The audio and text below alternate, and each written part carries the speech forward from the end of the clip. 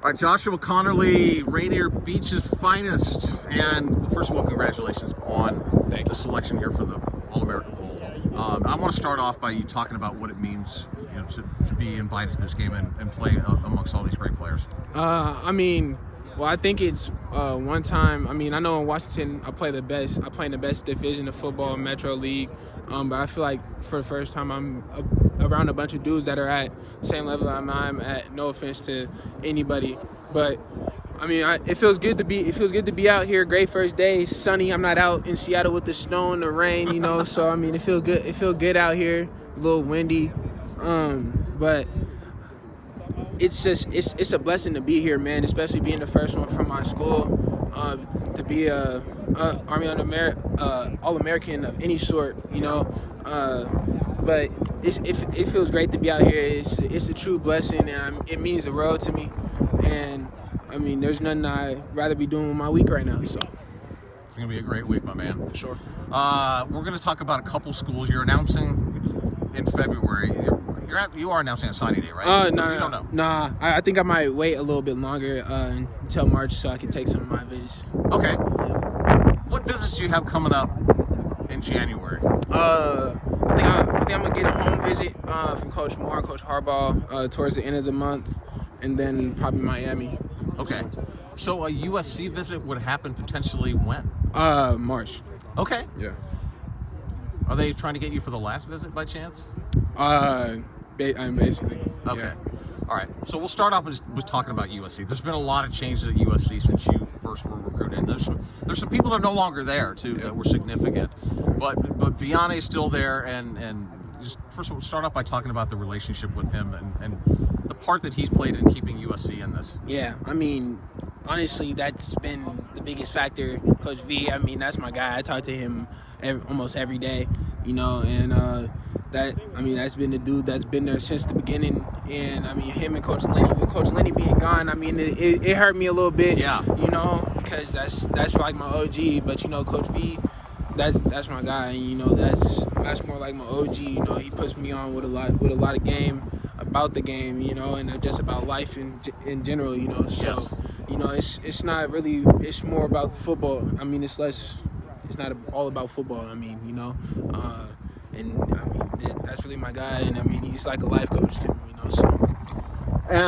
Josh Henson is now the offensive line coach. Did you know him prior to getting hired at USC? I'm about to say I knew of him, and I watched his line a lot, Texas A&M. I think he's doing a good job, and I think that him and Coach Riley can change the game down there. Okay, and we'll move on to Lincoln Riley. And I asked you what your thoughts were on Lincoln Riley getting hired at USC, and you said he's going to change the narrative. Yeah. Can you just kind of elaborate on that? What that means?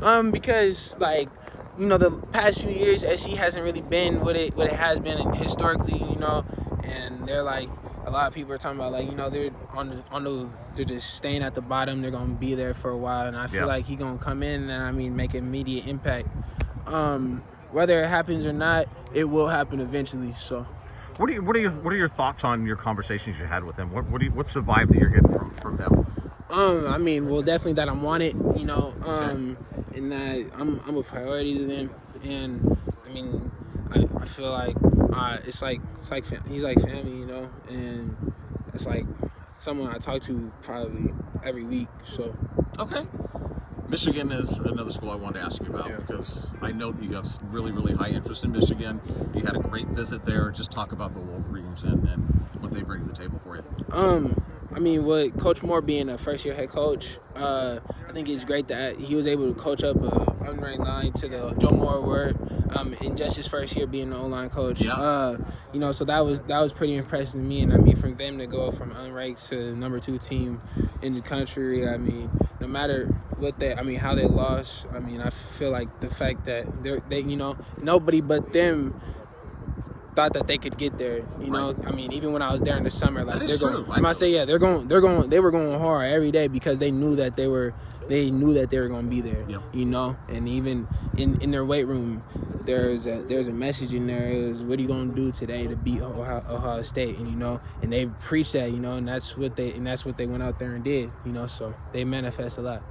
Ultimately, what's it gonna take to get Joshua Conerly Jr. to sign with the school? What's it gonna take? I mean, What does the school have to offer you? I mean, really a good balance between school and football, of course. And I mean, really just having good relationships that I can come to them regardless of the situation or no matter the time, really just really close. All right. Josh, thanks for your time, man. Yep.